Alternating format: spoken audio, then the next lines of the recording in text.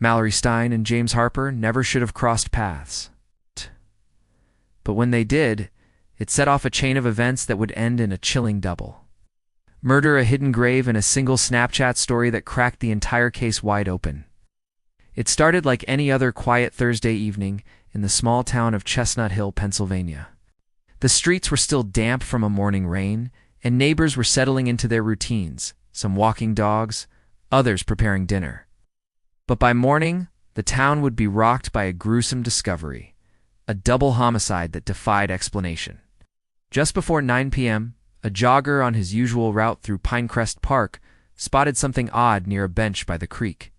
What looked like a heap of clothing turned out to be two lifeless bodies, sprawled side by side in the wet grass. Police quickly arrived, securing the scene. Victims were later identified as 24-year-old Mallory Stein and 27-year-old James Harper. They weren't romantically involved, yet they were found together, both shot at close range. No witnesses, no surveillance footage, and no immediate suspects. At first, investigators were baffled. Mallory worked at a local vet clinic and had no criminal history or known enemies. James was a freelance graphic designer, quiet, introverted, and largely kept to himself. The lack of an apparent connection between them only deepened the mystery. But then a small detail changed everything. When detectives went through Mallory's belongings, they found her phone tucked inside her jacket pocket. It was water damaged but recoverable. A digital forensic team pulled up her Snapchat account. One story in particular caught their attention. It had been posted just minutes before her estimated time of death, a short video clip showing a wooded path, the sound of running water, and a quick flash of James walking ahead of her. But that wasn't the most important part. In the top left corner of the frame, for just a fraction of a second, a car could be seen parked off-trail. Zooming in revealed something chilling. A figure standing just beside it, partly hidden by the trees.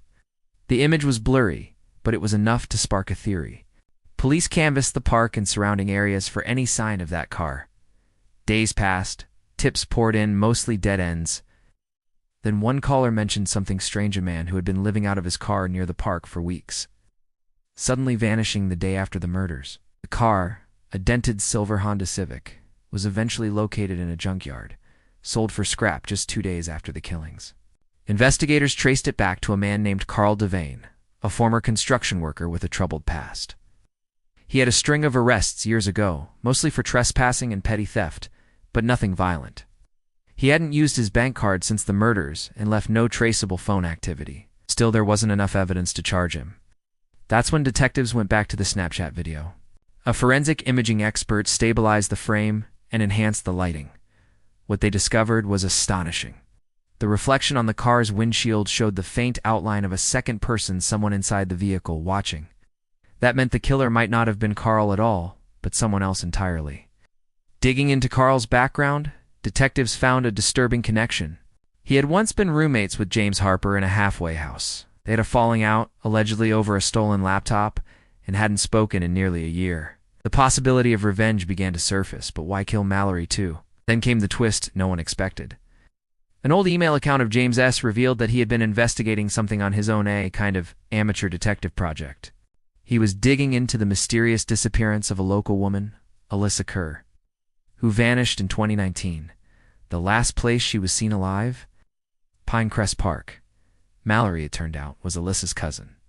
The connection had never come up before, because she used a different last name professionally. Police realized that Mallory and James had teamed up trying to learn the truth about Alyssa, and someone had wanted to stop them. The final piece fell into place when a park ranger turned in a set of keys found deep in the woods, wedged between rocks. The key fob matched Carl's Civic. When police searched the nearby area again, they discovered a shallow grave. Inside were the remains of Alyssa Kerr. DNA, footprints, and a discarded glove led right back to Carl Devane. It turned out James and Mallory had gotten too close to uncovering the truth. Carl had followed them to the park that night, panicked when he saw them recording, and struck. Thanks to one 10-second Snapchat story, the case unraveled. Carl was arrested in a motel 4 states away, living under a fake name. He confessed during interrogation. The motive wasn't just fear of being caught for Alyssa's murder, it was rage. Rage that James had come back into his life, and that Mallory had reignited questions no one had dared ask for years. The town of Chestnut Hill mourned the loss of two young people whose search for justice became their undoing. But in the end, it was that same pursuit and a flicker of footage that made sure their story wasn't forgotten. The camera didn't lie, and justice, though delayed, finally came to light.